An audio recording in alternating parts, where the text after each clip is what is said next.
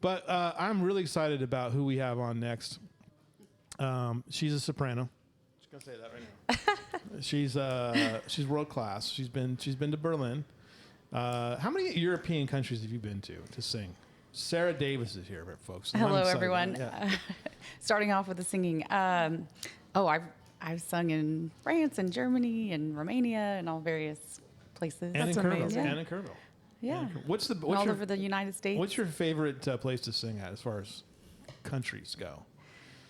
Oh, well, Italy was my favorite. Well, of course, right. Because the theaters are so beautiful. Of course it was, Yeah. Theaters, amazing. And the outdoor amphitheaters, just magical. At what point, though, and this is the interesting about Sarah Davis, is that we could talk about her singing, because, see, she offers a level of kind of culture that I'm not fully, gravitas. I'm not fully versed in. Like, I don't fully understand it, and I'm just kind of curious. Don't think you when we think culture. No. Oh. No. Come on. Hey, I do support the symphony. I know you do. So no one can accuse you of not being an appreciator of I culture. have great seats for the symphony. And, if you would have asked me 25 years ago if I would have gone to the symphony, I was like, whatever. I probably would have gone and, listened to it. But to be somebody who like actively wants to go and support it, that's a sea change, for us too. And I think, we're getting to this conversation of why she made this shift in her career. The music is still part of her life. Mm-hmm. The singing is still part of her life. But you made a very intentional move, and I think a needed one to specialize in gerontology. And tell us a little bit about that journey. We've talked about it a little bit before, but now you're fully into it. And how did that happen? How did you come to that journey? Well, over the last 20 years or so, I've always had my whole life had a fondness for older adults and being around them, having a lot of connection with them for some reason. I'm an old soul. Mm-hmm. A lot of my interests in culture happen to be just the same subject matter as older adults, so I can always chat with them pretty well. I don't want to stereotype and generalize, but I've done some wonderful volunteering over the time, and I was an elder friend living out in Seattle.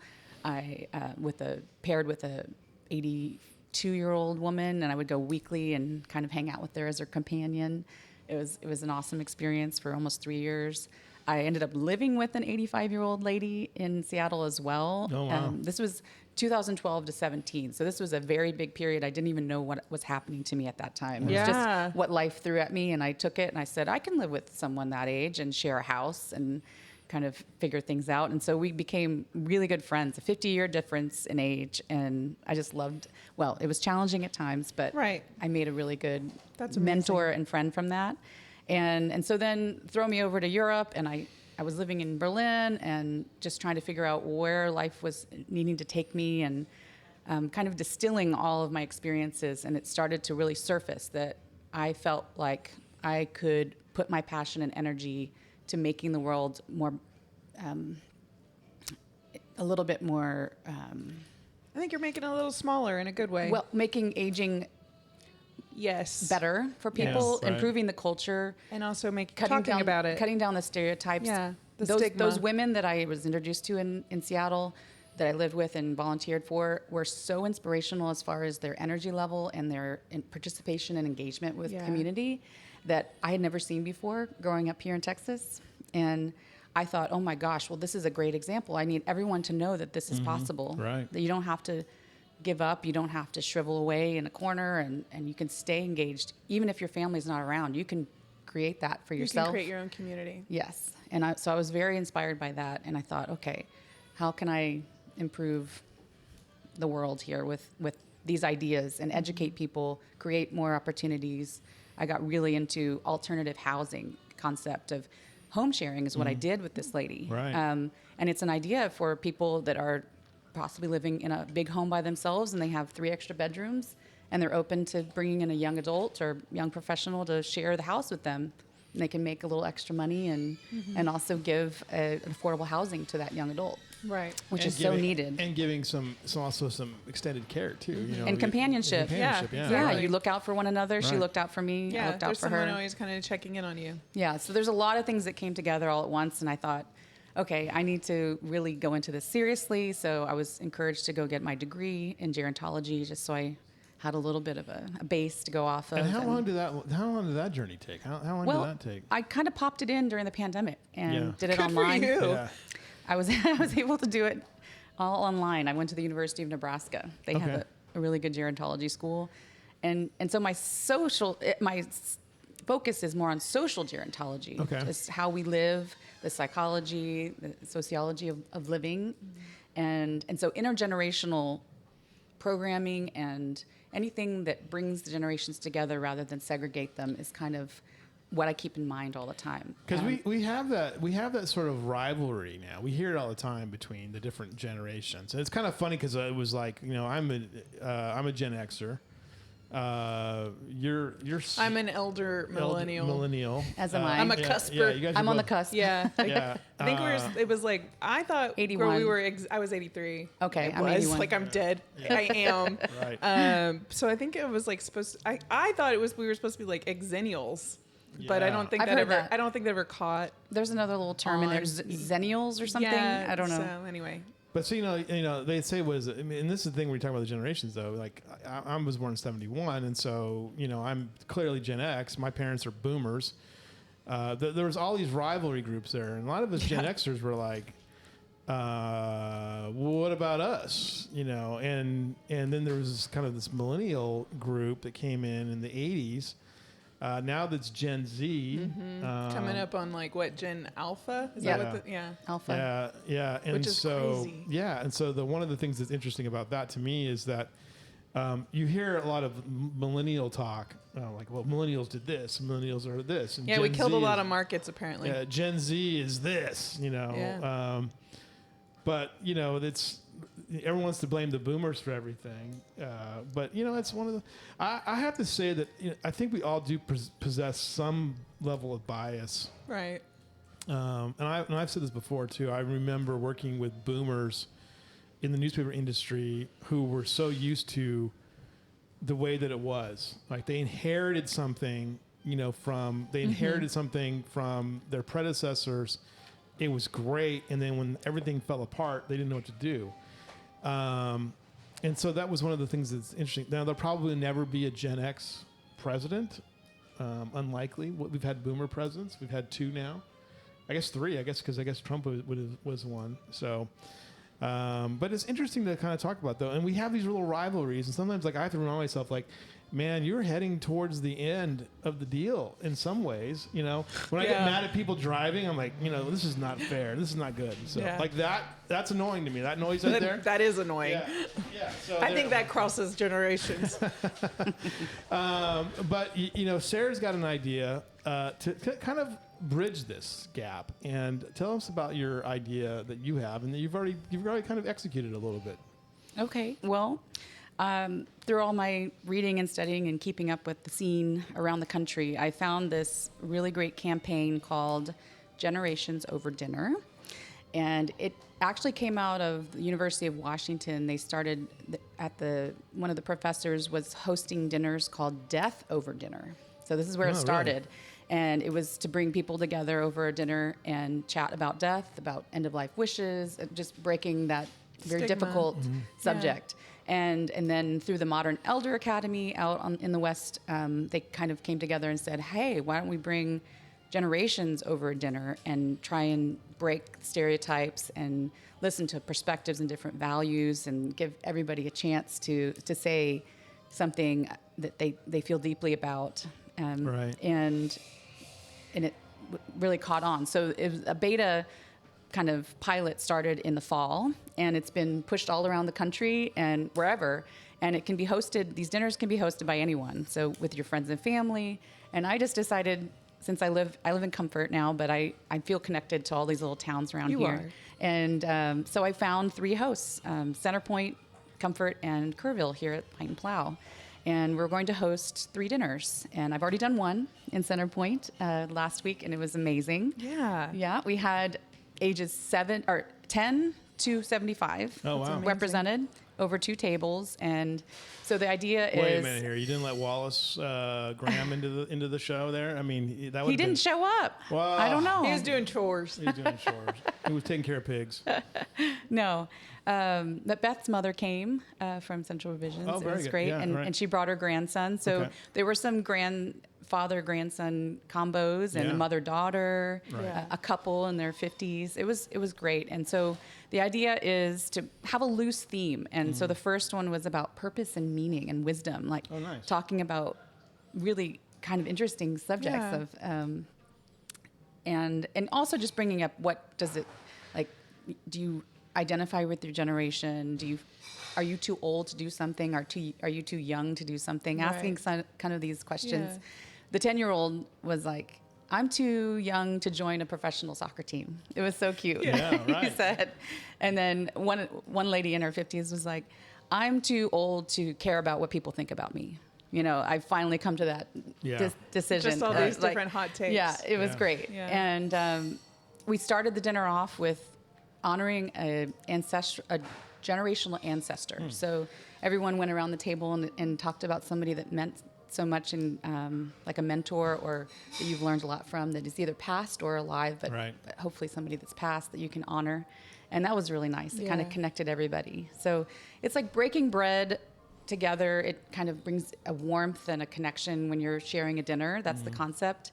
And yes, they were strangers, but they got the concept and were open to the conversation. So I thought it was awesome, and we're hoping to do 2 more of those. Yeah. And I'm very much a big believer, though, in like reminding people generationally. We were talking about this before the show got started, and I always ask people like, well, what event in world history, for instance, like, you know, shaped your family's life? Yeah. And you know, my argument is World War II. That was going to be my You answer. know. World War II was mine. And my, you know, and I can trace it on both sides of my family. You know, my mother was adopted.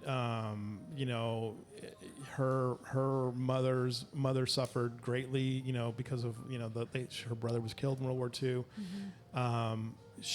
My grandmother worked extensively because of World War II, and that's how she met her husband. And you know, and then my dad's parents, they met because my grandfather was stationed in San Francisco, and changed. So when my niece and nephew were here, they have no real understanding of our history, our family history here in Yeah. Texas, and so they were kind of anxious to come here. So I took them to all the places, and I said, "This is where your grandfather was spent time. This is where your great grandfather grew up, and this is the German Catholic Church your great grandfather hated going to."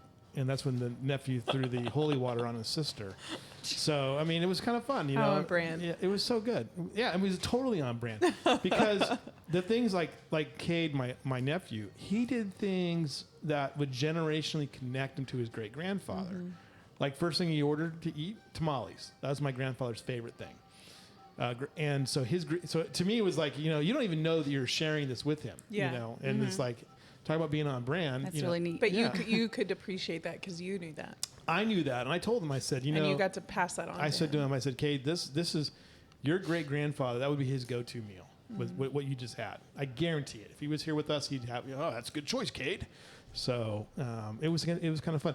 But sometimes these kids don't know. Right. And here's the other thing too. And this is my one story that I have that I would like to tell at some point, more in depth, is that it only takes a generation to lose any kind of sense of your own generational history. Yeah. And so it happens very quickly, you It know, can. and it's you're missing out on a lot. So anyway, I'm sorry to digress there. Back to Sarah Davis. She's the real expert here, though. Oh yeah. And so I mean, what do you? But how has it been so far for you? I mean, has it been, you know, as rewarding as you want? And then you're going to talk about love and relationships. Yeah, that's coming up going on- to be very interesting. That Yeah. talk. Relationships having to do with family, having to do Yeah. with friends. Perhaps we'll go into the Partners. love partner Yeah. side, but depending on who's at the table, Yeah. we'll adjust. But I do have they provide you with prompts through this campaign Yeah. of questions and kind of. Yeah. So I'm the facilitator, and I'll Yeah. kind of go back and forth between the tables and make sure the conversation is going. Is staying and- on. Yeah. on topic. making sure everybody has a chance to say what they want. Yeah. And not everybody has to answer everything either. So Yeah. But sometimes not asking is nice just to listen. Mm-hmm. You can glean a lot from things like that. Right. And I think just listening sometimes is so much more helpful, And, as I find myself as I get older too, like I like listening to people who, like I like listening to Jerry Seinfeld for some reason. And here's why. Of course Because not though just his stand up? not even his stand up. Just him talking. He'll just tell stories though about like he has an appreciation for the old time comics, like the guys before him. Yeah. And he studies them and he's fascinated by them. And then he's older than people think. He's almost 70 years old. So he transcends, different generations and I love hearing the old stories that he would pull out from older comics about things, and it was just studying the Marx Brothers, studying those kind of. I mean, he had a real appreciation for it as well. Mm-hmm. The dinners are the one's coming up on the 13th. Is it sold out or is it free or what is Yeah. this? So this first round, this is kind of an experiment for everybody. So they are a free meal. They've been provided. Nice. Which is amazing. Yeah. And so it's a really simple thing. You just have to sign up through an email. I created a special Gmail account, Generations Dinner. Generations Dinner? GenerationsOverDinner.com. No, it's the website. It's generationsdinner@gmail.com. Generations Dinner. I did you on That's the RSVP. Yeah. And it's been interesting because I thought, for sure we're going to have a wait list. Yeah. And everybody's going to want to do this. And it's been a very interesting response. The older generations, yes, are up for it. Like the retired 60s, 70s, 80s, but trying to get somebody 50 and under to RSVP or bring their child or come as a couple, no one has showed any interest.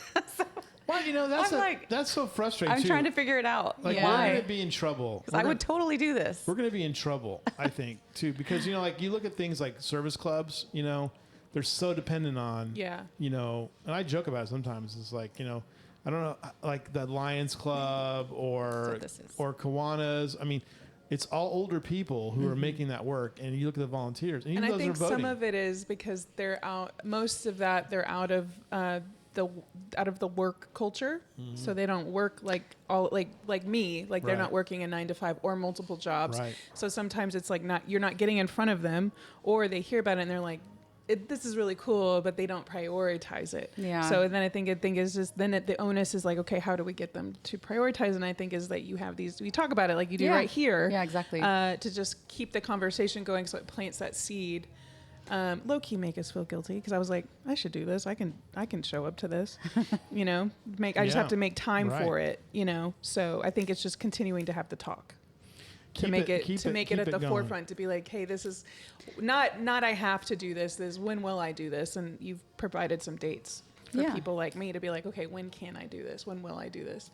When do you see where do you see your career going with this? As far as well, this is just a side folly for me. I really want to help build community and bring people together in any way that I can. And I found this to be a great first step. Right. And just even talking about it, having these posters out for the community to see, I feel like they'll just like go, well, that's interesting. Well, that's a never good thought thing of to have, that. right? Exactly. Just that enough will be good. But I still need people to show up. You got to follow through to the window to the dinner. And so the next one will be August 13th. That is a Sunday. It from is 4 to 6, and it's at Branch on High in Comfort. Yes, cute little private room, and we'll have it all to ourselves. Theme will be love and relationships, which will be, I think that'll be a really interesting talk. And I'll bring in some questions from purpose and meaning as well. I thought they were really good. So it'll be a mix of things. And then if the 13th isn't doable, August 20th is the next one. The next Sunday. So the 20th of August is here at Pint and Plow. Yes. 6 to 8. Yep. And that is loosely based on the future, talking about the future of our world, of your life. I mean, You did really good placing these as well. I felt like, I don't know if that was intentional, but you did. They seem like the themes. Oh, yeah. For in each of the locations it was really well done. Well, even if it was or wasn't intentional, I find it like, that makes sense. Right. Yeah. So we have some RCPs in both Kerrville and Comfort, but I definitely have at least 10 spots open for the younger generations and if you find you want to bring your grandchild, your neighbor. Yeah. Like you were saying, you might bring Yeah, a friend of yours. I have a friend of mine that's an elderly, an older, not only say elderly, an older gentleman. Yes. And see if maybe he would be interested in wanting to take part in this. Yeah. He's kind of a handful. Certain we'll see. certain word processing things do not like elderly anymore. No. Yeah. So That's a no-no. Yes, Yeah. ageism. yeah, they call it older persons or older people. Fair enough. Exactly. Yeah. So yeah, I mean, and I grew up in a community where I grew up in two communities that were heavily senior citizen focused. The one community that when I was first married, the median age was 63, so it was full of older folks. And so you knew some of those challenges that they were facing. And we're in the same situation here in Kerrville. Yeah. So the Hill Country is a very popular place for people to... Yeah, for retirees. Right, retirees. So stay with us for a minute here. Speaking of retirees, look at these two. They can help you retire. Yes. They were with us on Saturday at the business expo. Come on, you can come on the show now. You two, come on. You guys are matching. Well, we didn't really talk about real quickly. Sarah brought some books. Oh, yeah. Share the books with us. So Sarah. she has Bowling Alone. It's The Collapse and Revival of American Community. Okay. So by Robert Putnam. I'm very excited. Sounds very interesting. I just got it. You just got it. What's the premise of that book? It's like talking about how society is kind of unraveled away from organizations and church and any communal organizations. Right. People are all just individual now and less community oriented. Yeah. So how did that happen, the history of it, and how do we kind of bring back community? We circle back and find that community again. And again, some of that was suggested that World War II kind of helped disrupt that. I mean, because now you had people that were going all over the world. And they were leaving home for the first time. This is one of my favorites by Mark Friedman, How to Live Forever, The Enduring Power of Connecting the Generations. So I love this book so much. It talks about different programs around the country that are going on and different living situations, just really, really well One of the about. things you'll find in our community too is that we have a high number of grandparents taking care of children. Yes. That's been revealed in the census at least twice. That's been happening also for a while, for a couple of generations. And it's like more. I want to say it's more than 1,000 situations. So at least here in Kerrville. So, what's this one? This one is Right Place, Right Time by Ryan Frederick. He lives down the road in Austin. Oh, okay. And he's written this great book about choosing the right place to live. And as you're aging, where do you need to stay in your home you've been in for the last 30 years, or are there other alternatives? Or do you might need to downsize and it's too much? Yeah, do you want to stay within community? Do you want to be rural? Right. It helps you think through what's the best for you in your life now. Right. It may be different from what you thought it would be. And the last one, which I really love, this is brand new out, called The Lonely Century, How to Restore Human Connection in a World That's Pulling Apart by Norina Hertz. I love this book. I want to send it to all the mayors of every community there is. Interesting. It's like it's a way to think about your community and how to build more social connection, because it seems like we're going to volunteer Sarah. We got to connect Sarah with the mayor and the council. Judy Eigner should be here. There you go. Talk about generational. One of my criticisms of Roman Garcia, who's on the city council, who is 21 years old now, is he is disrespectful of his elders. And I find that to be a problem sometimes. I remember I was working in a situation where I had a millennial that was in a position below me, and she was incredibly disrespectful to experience, which has been something that I think that, there's only so much you can say with it. Oh, I did that. Well, that was 30 years ago. I get it. Yes. But if you're still practicing at a high level, then you need to be respectful.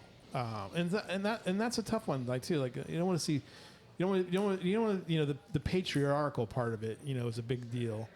But at the same time, though, it's still hey, I have experience. I've done this. I know what's going to happen.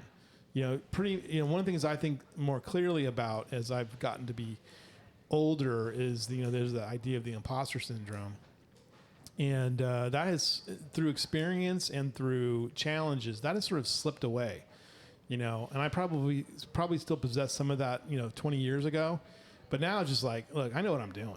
and I don't really care. I'm at the point, like one woman, I'm at the point in my life now where like I don't care what you think. So if you live in Ramona, California, and you want to try to trash me, come at me, baby. Come at me. I'll take you down. Can't say anything meaner I haven't said to myself. That's right. I'm not taking no lip from no East San Diego County trash. All right, sorry about that. Let's jump over here to these two. They're generational planners. We run into a lot of the same issues that you're talking about I for was folks. just thinking Yeah. the parallels with what you're talking about Well, and what we maybe- actually get to maybe you experience should, with Really? our clients is Maybe you should have him on the show, crazy. or you guys should go to the. Well, don't be selling business work to them.